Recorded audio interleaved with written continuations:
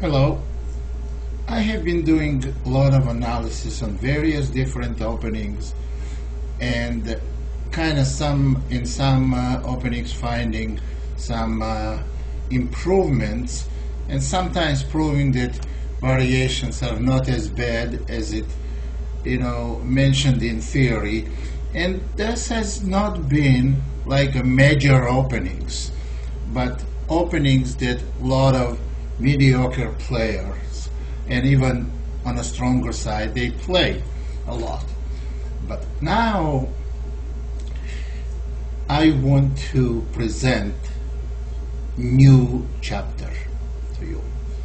New chapter is the number one opening in a chess theory, which is Sicilian, but we have done Sicilian, but never Najdorf. Now let's talk about the number one popular variation in modern theory, Najdorf variation of Sicilian. Okay, well, lately has been mixed evaluations of various positions and various continuations, sharp variations, quiet variations in Najdorf. But the latest, in my observation, came up the move that I was always fond of this move, and the move is there is Najdorf main position, e4 c5 knight f3 d6, d4 cd knight takes d4, knight f6, knight c3, a6. Move I'm talking about is h3. At first, h3 was played a number of years ago, I don't know, maybe over 30 years ago, actually over 40 years ago, by Fischer against Najdorf himself. Fischer won the game, very nicely won game, but with all due respect to Fischer, I have to admit here, I have to make a statement that Fischer didn't know much of a theory about this opening, about this variation. But what Fischer did, Fischer won the game of chess. He just outplayed Najdorf and he won, and he could have gone b3 and probably would have won as well. But well, after h3, I always liked this move, and if I ever had Najdorf in my games for last 40 years, I wasn't playing anything but h3. So I was very much pleased to see that lately it becomes more and more popular. So I did some very intensive analysis with Ripka of the main continuations, and a lot of good players, very strong players, played against h3 variation. Well, here there are only three moves three popular moves. I should say four, but knight c6 is maybe fourth, but I'm not that sure. The three moves are e6, e5, and b5. Now, let's analyze these variations, and every time there is three variations for black, three of them. Well, it doesn't matter. I don't think we should look at them in some particular order. So I would go with e6. Now, the choices and possible continuations I will be mostly discuss for black. black's choices, because I am trying to prove here that white has good advantage, and therefore with white we should play the moves that I would suggest. And it's not just my suggestion out of nowhere, it's after careful analysis, after observation of the games, based on games, and heavy, very heavy involvement of powerful Ripka.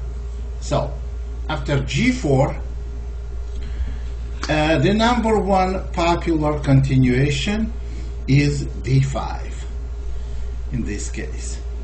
And on d5, for a while it's been known that this move gives black fairly good game, because if white plays e5, after knight d7, e5 pawn is hanging, and h3 and g4 is totally out of place.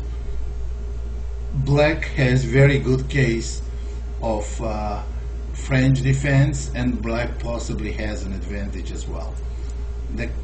The normal move is e takes d and knight takes d5. Well, I have to point to you that e takes d is not good, because after bishop g2 there will always be potential threat of g5 for white, and it's not gonna look good for black. So ed has not been played at all. Knight takes d5, and now knight e2. So here black has some choices. Well, but practically the only move that worth analyzing is the main move bishop b4 that was played in every game on a reasonably high level. And here white has two choices, bishop d2 and bishop g2.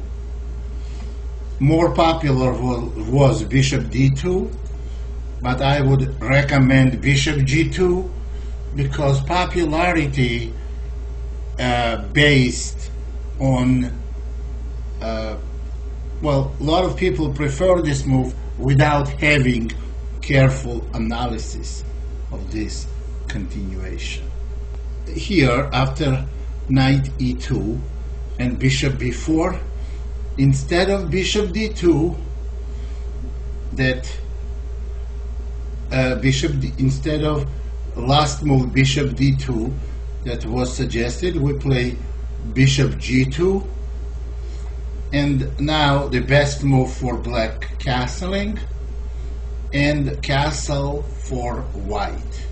Now we shouldn't mind doubled pawns on c3 and at the same time going to the endgame. Well, let's look. Knight takes c3, knight takes c3. Actually, I had a game like this. My opponent played bishop takes c3, and after queen takes d8, rook takes d8 and bc, black's position is very, very difficult. For example, knight c6, rook b1. Black has a lot of dark square witnesses, and after bishop goes to e3 or f4, white is going to have absolutely dominating position. Knight a5 was played in my game, and now bishop f4, threatening bishop c7, and it's very bad position. After knight c4 that was played, rook b4, and black is practically lost here. Notice that we could have taken pawn on b7, but rook b4 is a better move. e5 was played, and after bishop g3, black absolutely collapsed. Knight d2 was played, rook d1. There is no knight f3 check, because bishop takes f3, and there is no good way to protect b7 pawn, and white bishops will tear black's position apart. So this is bad way to play for black. So what else is there? In this position, after knight takes c3 and knight takes c3, the best move that Rybka thinks the best move is queen c7, which also gives white some advantage. And here are two different ways to play. Rybka's recommendation is queen d4, which I like less than knight e4. Now, but that's the only case where I give you both moves for white. Normally I should recommend one, but they are so close. In my opinion, they both give an advantage, but which one gives you better advantage? Now, Rybka says that queen d4 gives white an advantage, because on bishop takes c3, queen takes c3, we're going to get almost the same position we just discussed. But what I like less is if knight goes on c6, then Rybka says that white has an advantage. I agree with her. But what I don't agree with is I don't want to go to the position. Well, this is actually quite a bit of an advantage for white, but it's opposite color bishops. White has dark square control, better pawn structure, but it still may not be good enough to win the game. But the other option is knight to e4. Now, knight to e4, centralizing our knight, and after knight c6, possibly going c3, bishop e7, and queen f3, with the idea of bishop f4, for example.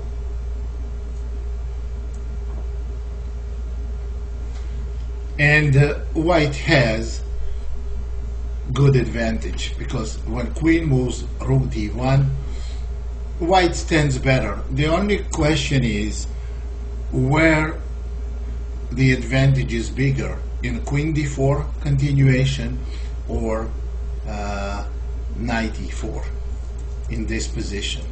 That's where you have to make a choice yourself, to go queen d4 or to go knight e4. Actually, you can explore yourself, analyze more, and it's like a personal taste, what you like better to play, this middle game position or the other end game position. In both cases, as I already mentioned, you have some advantage. Now, this is e6 variation with move d5. Now, but d5 is not the forced move in this position. d5 is not the forced move, and so what else can black do besides d5? Besides d5, black can also play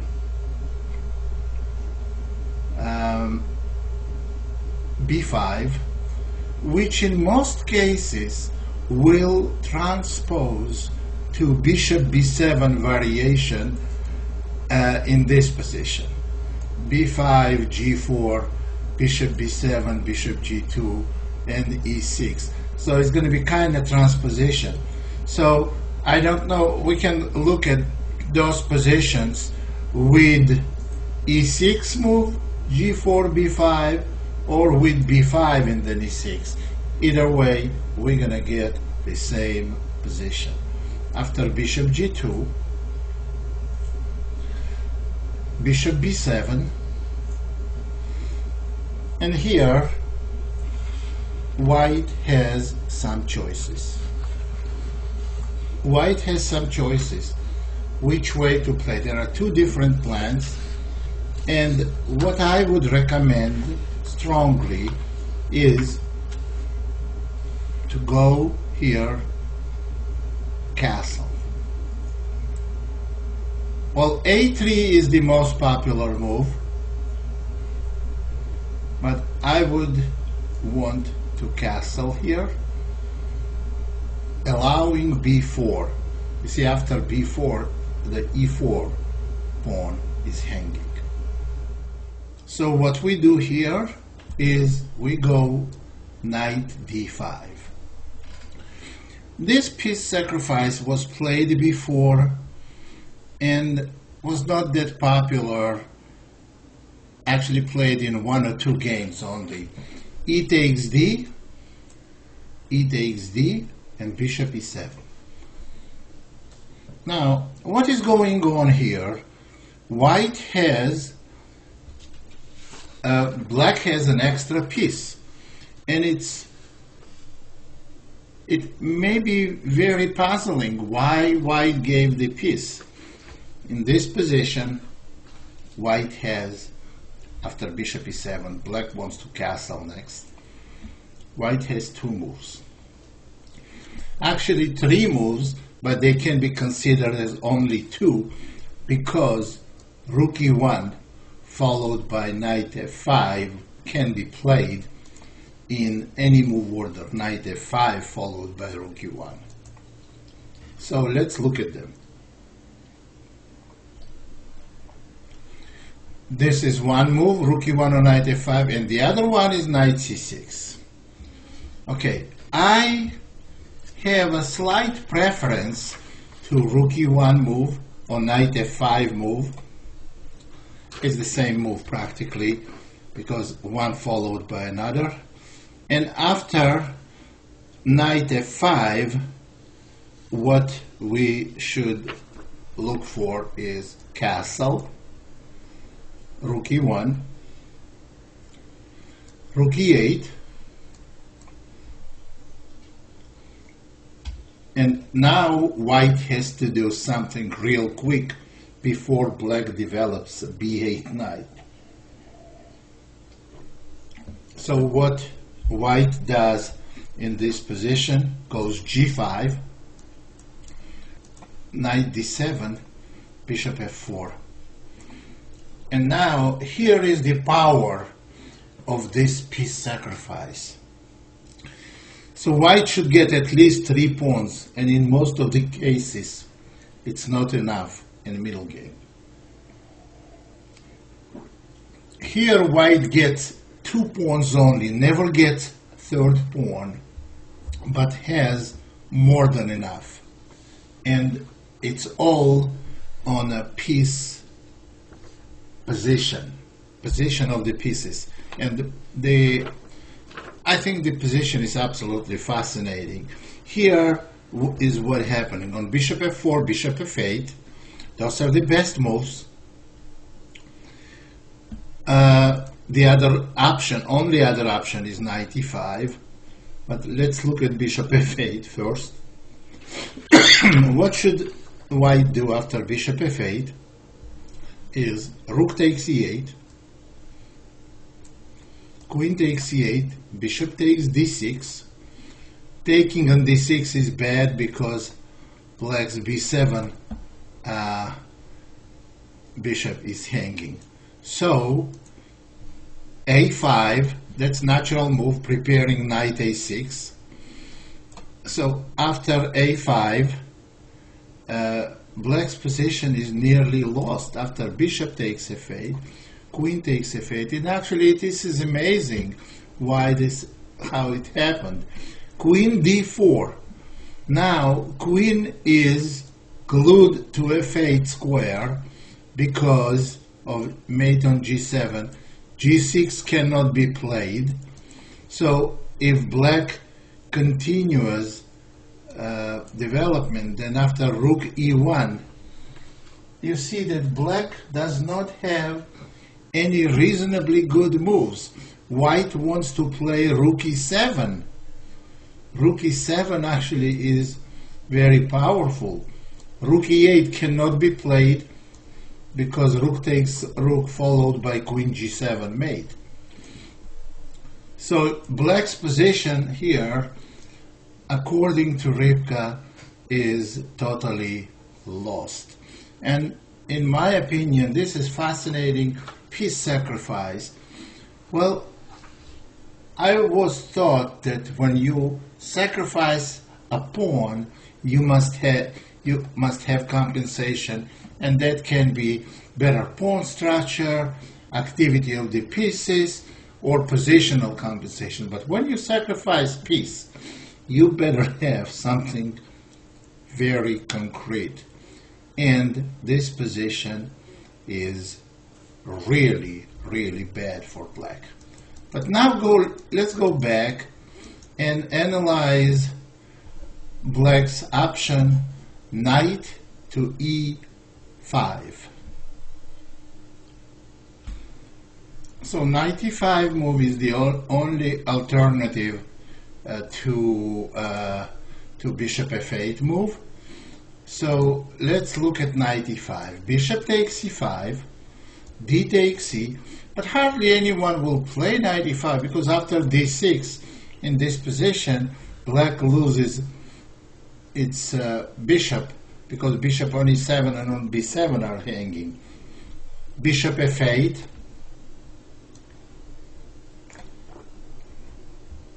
bishop takes b7, rook a7, bishop g2. Now this position after queen takes g5 and queen g4, actually we have very interesting position where black may win a pawn, d6 pawn, because they're going to go g6 next move.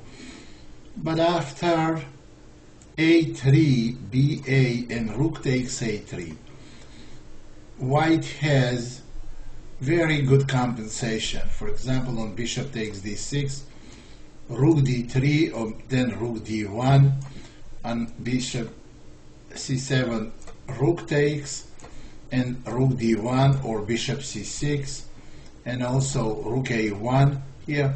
White has very good position. That's one of the options the way white can play. Now, so we already mentioned that in this position I suggested knight f5 move, but it's not bad, and you may like even more to play knight c6, queen c7. Actually, this is very potentially very promising continuation for white. Now knight takes e7. Knight must be taken with a king, because if queen takes knight, then rook e1, knight is taken with the king. Now g5, knight d7, rook e1, king d8. King f8 is not as good because of queen e2, king d8, and now queen d4. Well, black has an extra piece. Pawn on g7 is hanging. Black's knight on b8 has no moves. White is gonna go bishop f4 next move, and there will be another target on d6. So, in my opinion, white has more than enough for a deficit of a knight. Then two bishops, open file, already have a pawn, and I already can get the second pawn either on b4 or g7, and two bishops. This is very powerful sacrifice, and I think very promising position for white. So now let's go back.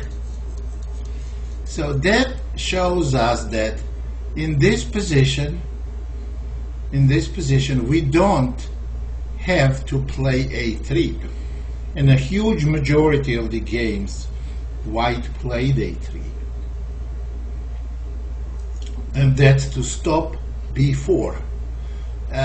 But if we can castle, then to be consistent, black has to go b4 and then knight d5, and we're going to get variations I just demonstrated. So, but if black goes bishop e7, then we can go g5, knight d7, and maybe even f4. And we get typical Sicilian position where I like very much white's chances. So now let's look at a couple of different continuations. But before we go to some other continuations, I want to also give you one option for black that is not successful as well. In this position, we did say that bishop e7 is the best move, and it is best move. However, if black tries to play queen c8, and after rook e1 check, go king d8. Now, what do we do? How do we play this position? You see, now black stopped white's knight c6, and queen e2 does not produce any result because e8 is defended, but position is really bad for black here, because whenever knight will come out to d7, white is going to go knight c6. So the best, just to give you some example of it, c3. Now we want to open more files. B takes c, queen a4. Now you see we reactivated knight c6 threat. Queen a4, and after queen c5, bishop e3, and on c takes b, rook takes b1. Now black has an extra piece and the pawn, but black is absolutely busted here. Position is not defendable, and black will collapse after rook takes b2 and then rook c1. Black will collapse in a few moves. And finally, because before we close this chapter, one other move I want to discuss is queen c7. So on queen c7, what I would recommend is to go rook e1. Now we are intending maybe knight d5 as well, but after bishop e7, we go a4, b4, knight a2, and d5. d5 has to be played because pawn on b4 is hanging, and move like c3 will give white additional squares to disturb position on a queen side. Maybe even c3, and after take, knight takes to c3, followed by knight b5. So after, black should try to defend b4 pawn without giving up the b5 square. After d5, however, now ed, and after knight takes d5, knight takes e6 is way too strong, and after rook takes e6, position is not defendable for black again.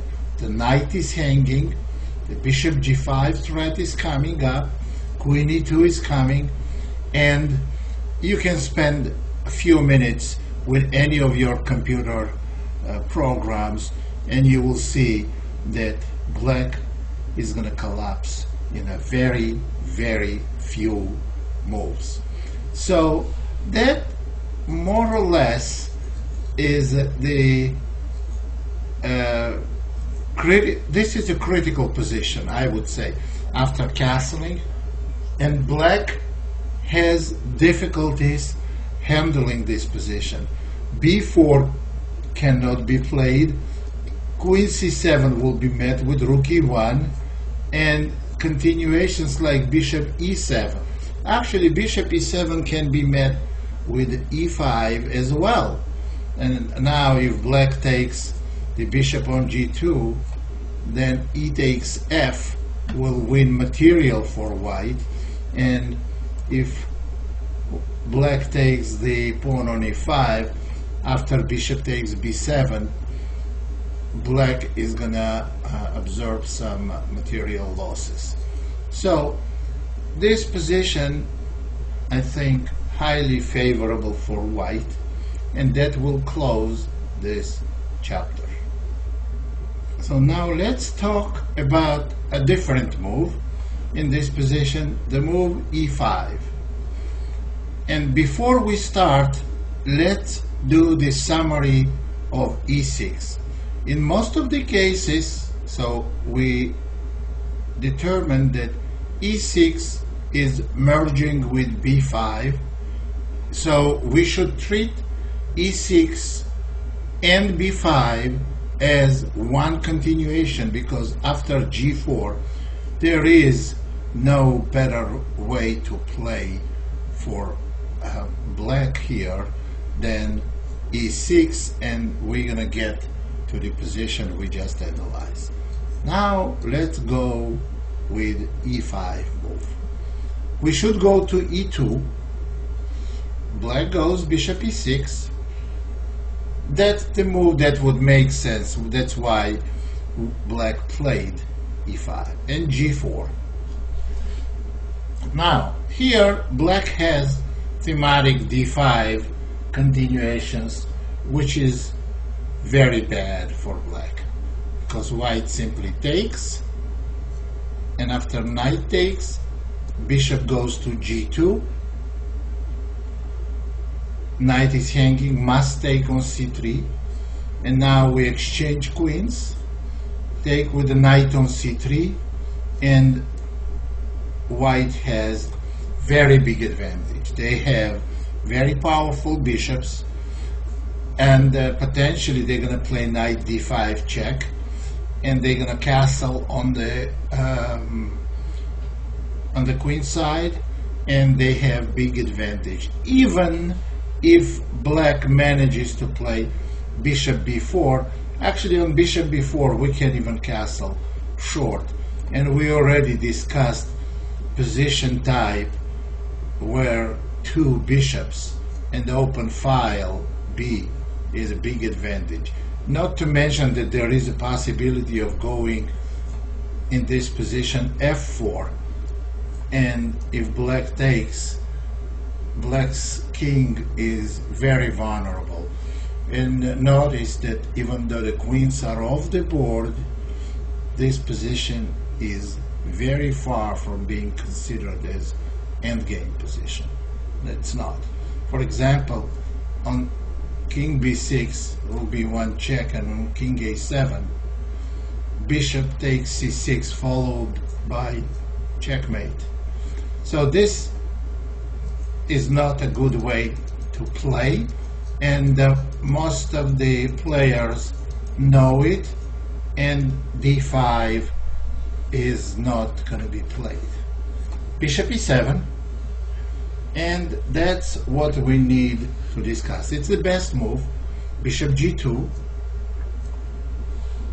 knight c6, bishop e3,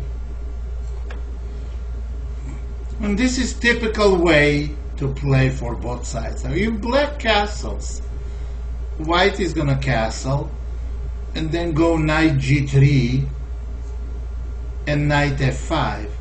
So b5 is considered as most popular way to play, and here white should play knight d5 right away. After bishop takes, pawn takes, knight a5 how do we treat this position? And we treat this position like this. So black has very good pawn structure. They have two pawn islands. White has backward pawn, and white is going to go b3 to keep the knight away from c4. But white has an advantage here, and I will explain it. The potentially very weak square is c6 square. So knight potentially may be going knight d4, knight c6. But how are we going to make knight d4? We're going to try to get an attack with f4. And if at any point black takes on f4, we're going to have access to c6 square. So now let's do it not with words but with actions. After b3, castle, and castle on both sides, queen c7. As I mentioned already, white has potential weakness on c2.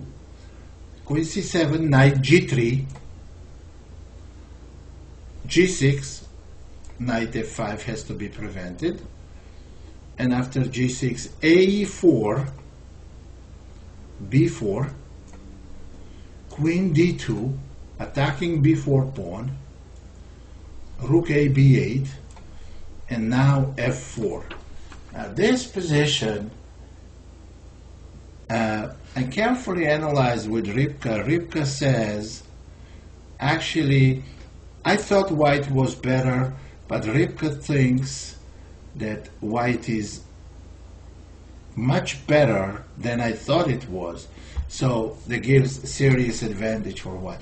So if black goes something like rook fc8, we have no problem dealing with it. We can go rook c1, and that's potentially we can go even g5. We may go g5 right away. So this potential threat of rook c1 followed by f5 and knight e4 is very powerful, and black's position is, I should say, very, very suspicious, even here.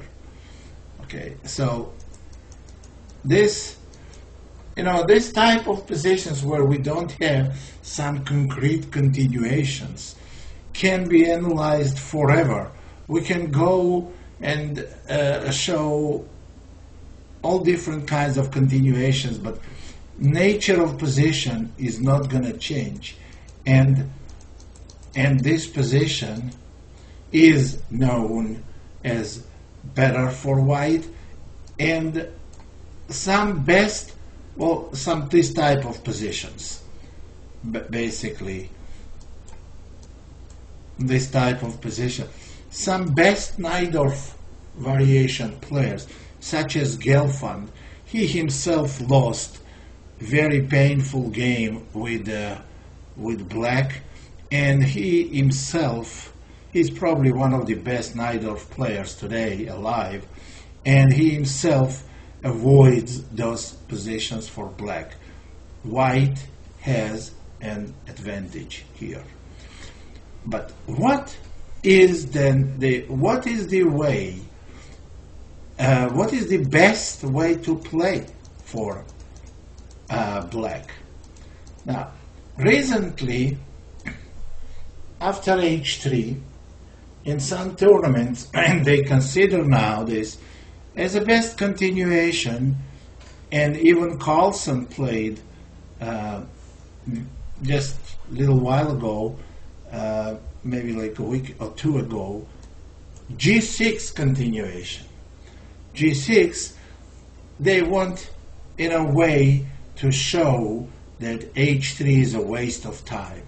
Well, after g3, after g6, what I think is white has advantage, and as an example, I'm gonna bring you one game, and there are a lot of ways to play. g4 is one way to play, which I particularly don't like. And what I do like, though, I like bishop e3, and after bishop e3 and bishop g7, queen d2, black white castles, black castles, white castles. We have positions of a dragon with a pawn on a6 instead of e7 and pawn on h3 instead of h2. Now, who this changes favor to? Now, what is more useful move, h3 or a6? And that's the discussion subject for me. I spent quite a bit of time analyzing with Rivka, and I think white has very good advantage here. So in this position, the only way a6 move can be justified if black goes b5, and that's the move. Bishop h6. Now this move was not played that often, but it's the best move and best continuation for black is bishop takes h6, queen takes h6, and e5, knight f3, and there was a game where in black played bishop b7. Now taking on e5 is not going to do much good for white, because probably simple queen e7 will give black normal position. And in the game was knight g5, queen e7, and bishop to d3. Game ended in a draw. White never got anything.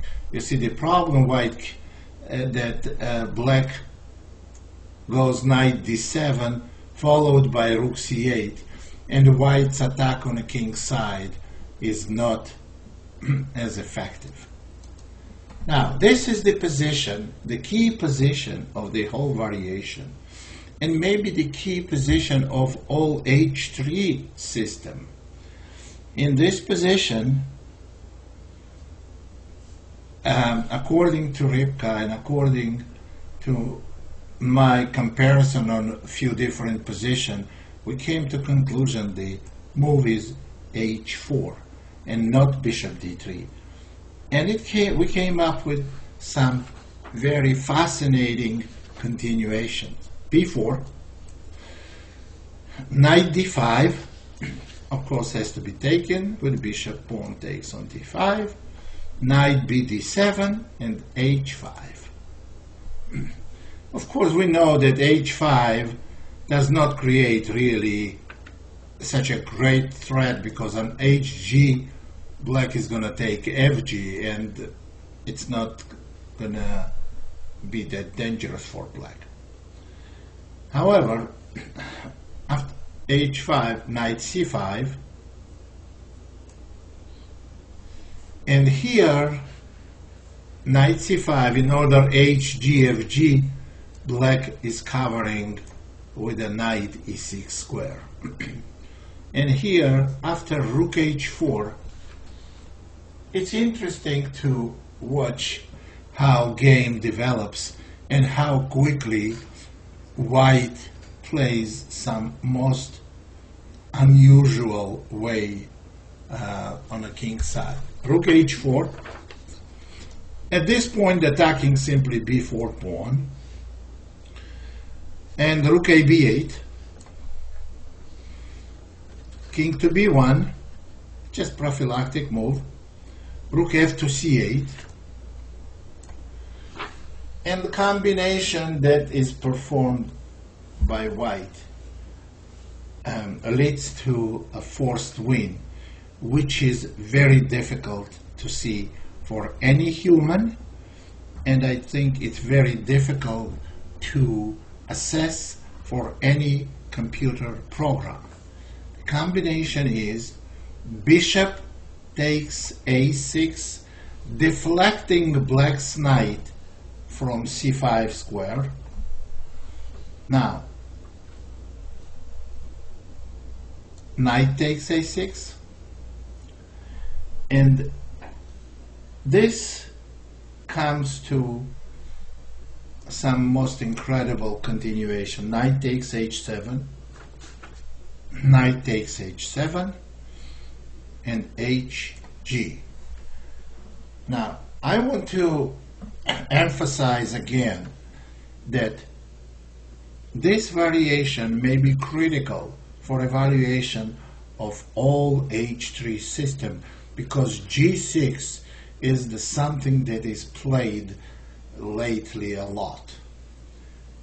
And after hg, fg, according to Ripka, loses with queen takes g6, king h8, and I agree that after rook h7, rook c7, although black is going to have more than enough compensation for a queen, there's threatening rook h1 mate. After b3, evaluation of position is as totally lost for black. White has 3 pawns, totally naked king, d6 weakness, b4 weakness, and black's rooks and knight are absolutely out of coordination. So position is lost. The better try may be, another try actually I would say, I don't know if it's better a try, but after hg f5, now that's the move that looks like white is doing okay. Now after gh, king h8, and they may be okay. But here comes the brilliancy that black's knight cannot move because white is going to play queen h8 mate. The continuation is rook d3. Rook d3 is absolutely winning continuation.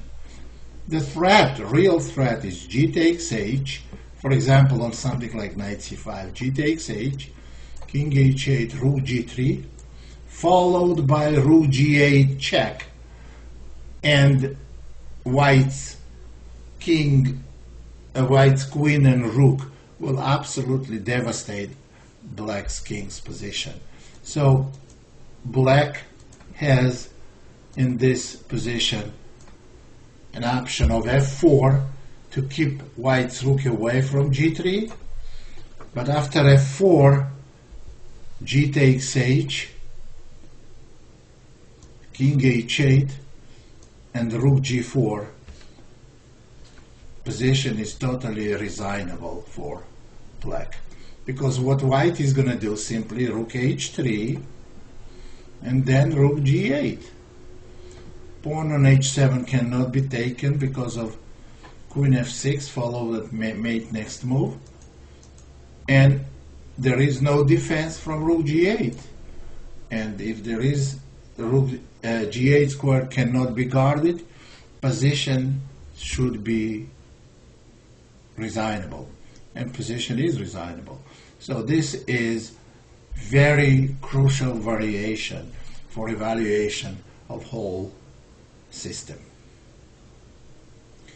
To summarize g6 variation, after bishop e3, bishop g7, queen d2, castle, castle. I did mention that b5 must be played, otherwise a6 cannot be justified, and h3 can be justified because white will go g4 and f4. So after b5 and bishop h6, there is not much else can be done by black. Move bishop b7 after bishop takes bishop b7, bishop takes g7, and even simply f3, or maybe even bishop d3. it's simply not good position for black, because now white is gonna roll pawns h4 and g4, and it's very hard, if possible at all, for black to find any reasonable counterplay. We could have gone bishop d3, we could have gone queen e3, and either way white has a serious advantage here. That's why black was trying to take on h6 and go e5, and that's how we got that position. So now I have seen number of times, and I remember many years ago this was like a main continuation for black. And it's interesting, I'm talking about e5, knight e2, and h5 move. Now, it's interesting, I have to give you some insights on theoretical novelties recommended by some players, some very good players, some mediocre players, or just some analysts. Every grandmaster, every professional chess player follows these continuations. They assessing it, they keep it in mind. Sometimes they totally go by them, and sometimes they have their own antidote up their sleeve. So h5 was recommended a lot of times, and it was like one of the main continuations. But that was main continuation when h3 was not popular. So white didn't pay really much attention to h5 move, because white didn't pay much attention to h3 move variation. However, h5, I think, simply is big positional mistake.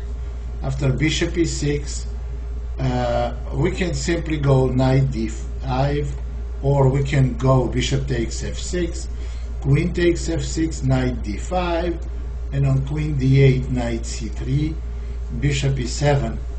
Now, let me explain something. We have position a type where white totally controls d5 square, something you can have in a Sveshnikov variation. But in a Sveshnikov variation, black has some counterplay in the center, and here black cannot even castle because of h5 pawn.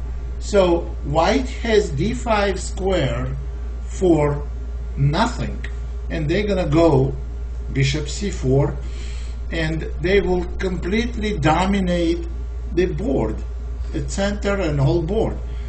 So how this was recommended, but by someone who's with h5 mover, it is. So by someone with not such a good positional skills and understanding, and as you can see from the database, there is no good player has ever played h5 in that position. No, but I had to mention it, that there is such a thing as h5, but it cannot be, of course, cannot be taken seriously. h5 idea is to stop g4.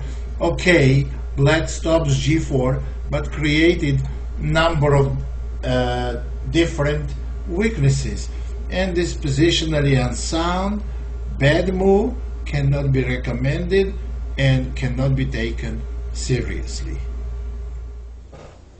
Now let's look at some positions that may not be played exactly the opening the way we want to, but the reason why I want to show them to you, that because those are typical games, typical with a structure, different move orders, but you have to understand and feel this h3 system in order to to appreciate in order to be confident when you play the game to have good results.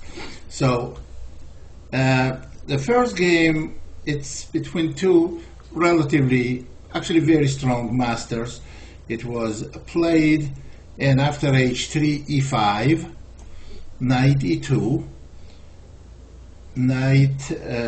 after knight e2, bishop e7, g4, and bishop e6, bishop g2, and b5. Now this is a little inconsistent. Actually, we looked at this type of position, bishop on e6 and b5. If you play b5, you might as well keep bishop on b7 square. So knight g3 and b4. This is a mistake. White would go on d5 anyway, but encouraging white to play knight d5 and losing tempo cannot be unpunished. So ed, bishop d7, and castle. Now this position is clearly better for white. f4 is coming, it's inevitable, and knight on b8 doesn't have really any good squares. So after bishop d7, white castled, black went a5, and white went f4. E takes f, bishop takes f4, and castle for black. Now this position is real bad.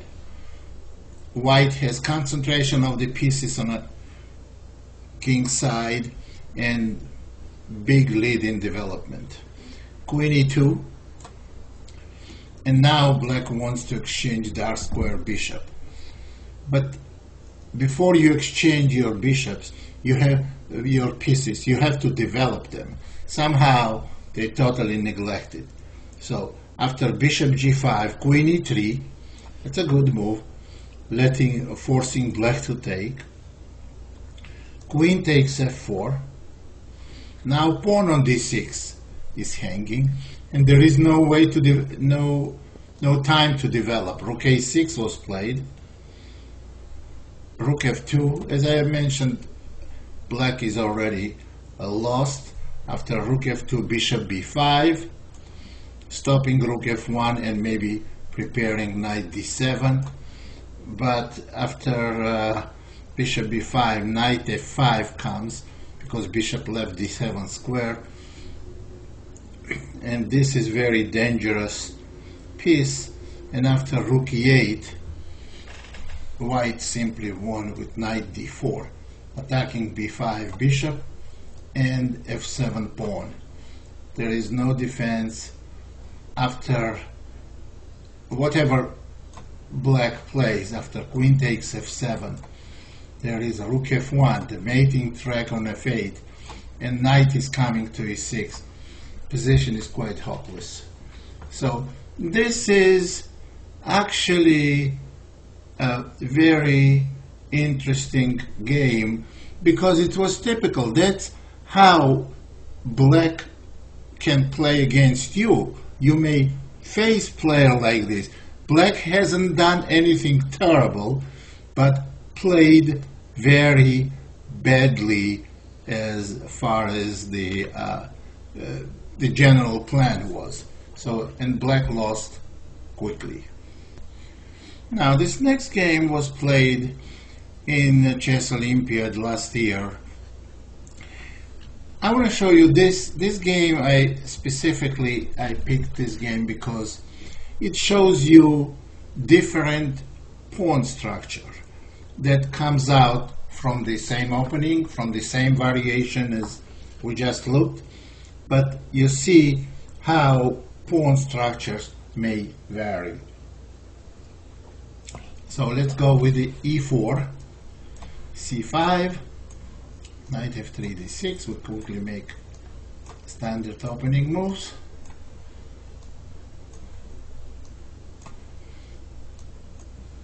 And here, after h3, was played e5, knight e2, bishop e7, g4, bishop e6, bishop g2, knight bd7, white castle, and black went b5. Knight g3, rook c8, knight f5. And now I think black should have played some. Actually, they cannot. They don't have any choice here. They have to take on f5 and ef. And after ef, here I think they should have played something like knight b6 to somehow keep control on d5 square. h6 was played, a3, queen c7, bishop e3. Now what can we say about this position? White has total control on light squares on e4, d5.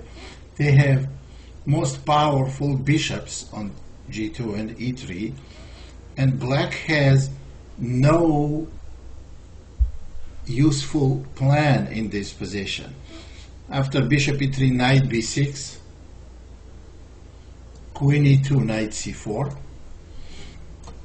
This is all temporary. Bishop retreats and knight will be forced to retreat as well.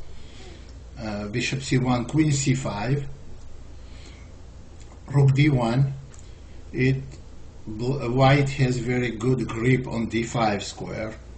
Rook d1, rook d8, knight d5, knight takes d5, rook takes d5. And on queen c7, rook d3. Now black is totally lost here. In the hands of any experienced player, actually any reasonable player, this position is totally lost.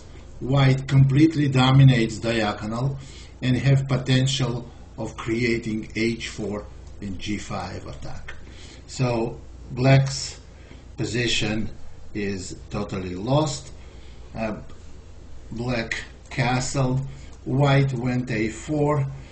I don't know if it was necessary, and after b4, b3,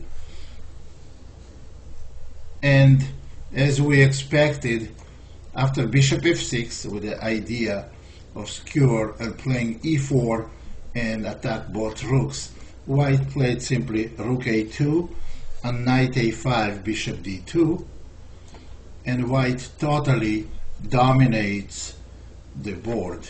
Rook b8 was played to protect the pawn. Rook d5, knight c6.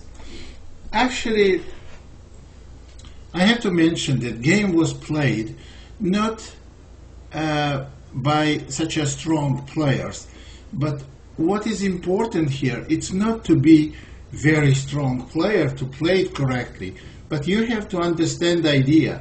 I think White did a good job studying this opening and understanding this opening. So that's why they played way above its strength, and they played very well.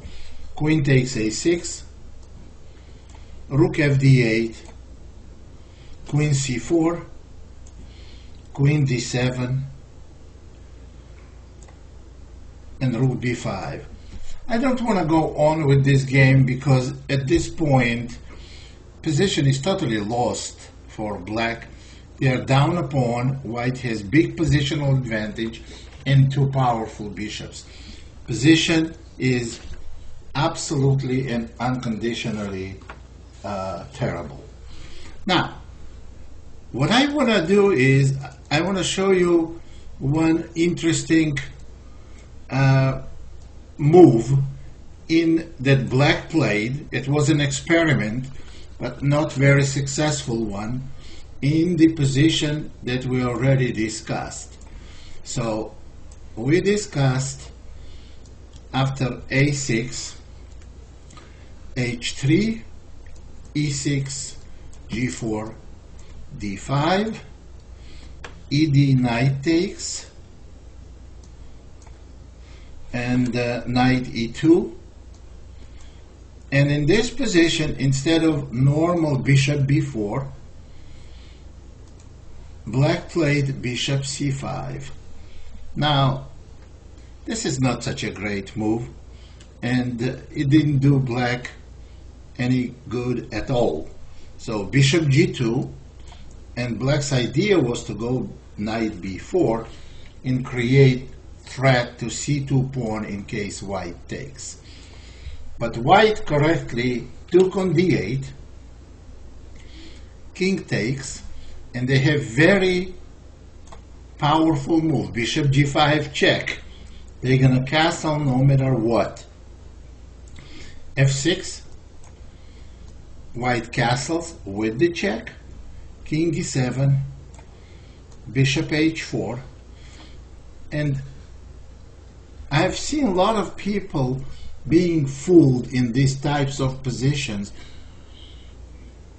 with queens of the board.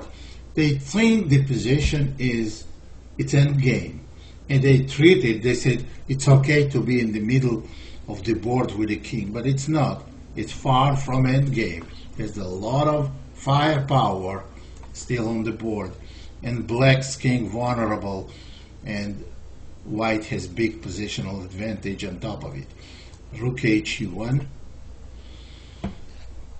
knight c6, knight f4, and here you see how 6 pieces, they are totally assaulting black's king.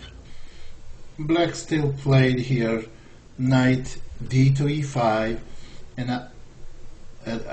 actually white played knight f4, knight d to e5, g5, and after king f7, g takes f, g takes f, and knight e4, bishop e7, knight h5, rook g8 attacking the bishop h1, rook g6, and after f4 you see how every piece is in action, and black lost quickly after rook h6, fe, rook takes h5, bishop takes f6, and bishop takes f6, ef, white has extra pawn, dominating position, all black's pieces stalemated, and black resigned.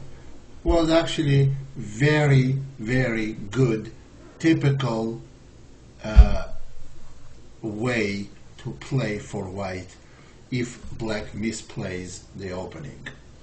Now, next game, I want to tell you that there was game between two very strong grandmasters, was played between Timan and Najdorf. Both are very famous GMs. So g6, and we looked at this variation. We played bishop e3, bishop g7, and one thing we didn't mention here, queen d2, castle, white castles, black goes b5, and white goes bishop h6. We didn't mention what we're going to do on b4, because when I analyzed this position, to me b4 looked so bad that I did not even seriously could analyze this and consider it. However, I was very much surprised when GM of Najdorf's level played b4, and after knight d5, no, actually white took the bishop first, and knight d5, and black went for this pawn. This is very dangerous and very bad. White played simply queen e3, knight f6 has to be played, Now knight takes f6, e takes f, and bishop c4. Now this is so obvious. This is so. If one of my students played this with black, he would really be in trouble by me, you know, because you cannot neglect so much development and go for a pawn, when especially now it's a doubled pawn and such a terrible position. This is total violation of basic principles. After what happened next? Bishop c4, queen a5, rook he1, queen c5, attacking the bishop. It really doesn't do anything. Queen f4, this is indirectly defending the bishop, because on queen takes c4 there will be knight f5 check, winning black's queen. So in this position, after queen f4, rook a7, knight b3, queen g5, and this is like a pitiful picture. Now what happened, black got themselves very weird pawn structure, very weird pieces, minor pieces, and they lost back the extra pawn. That's as bad of a result of the opening as you can possibly have. Black is totally lost here, and they successfully went on losing the game. Now this was very, very instructive as well. So in my opinion, there is no good way for black clearly equalize position or get Sicilian type of position with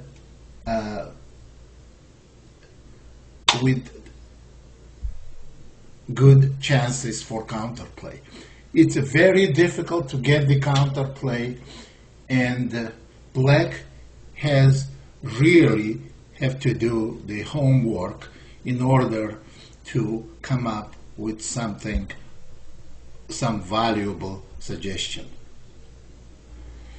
Some of you Sicilian players may ask question, legitimate question, what will happen if black simply continues like they would play Scheveningen, like Scheveningen, regular bishop e7, bishop d7, without g6, without early b5. I have a perfect game played between two grandmasters on a relatively high level, and the game went like this. So g4, bishop e7, g5, knight d7, h4, all very typical moves. Queen c7, h5, b5, and here knight takes c6. Very good move. Queen takes c6, queen d4. And after rook g8, white made very strong move, a4. Black is clearly in trouble now. Well, besides a4, I can suggest another very good move, was approved by Rybka, h6. What is the point of this move? Point of this move is that if black plays g6, white has highly unexpected move queen g7, attacking the rook, and rook cannot capture the queen, because after hg white makes new queen, and they will be up a rook. and the rook has to go to f8, and pawn h7 can be taken right away or after a3 probably to stop b4, and black is simply lost. But on h6 black would have had no choice but taking on h6. Well, anyway, a4 is very powerful move. b4 must be played, because if black takes, white takes back, and now rook c4 is going to come, and position becomes worse and worse. So b4 was played. It's kind of pawn sacrifice where they don't get sufficient compensation. Queen c4, queen a8, and after rook b1, black never got any compensation. Knight e5, queen e2. It was all temporary attack. Queen e2, queen c6, bishop d2. And white has extra pawn for no compensation, and they went on winning the game. Now, I want to give you the summary of all h3 variation. Okay, here is the summary. We play e4 c5, knight f3 d6, d4 cd, knight takes, knight f6, knight c3 a6. Some of you may be afraid of playing h3 because you may say, I don't know that much about it. Well, what you heard now from me and this under 90-minute lecture, that's enough for you to go and play on any level, even on the level above you, because what you have to understand, basic ideas, what you're playing for, basic ideas. Once I mentioned every basic idea there is, and know some variation. Understand positions like this, for example, to understand that this type of position where white has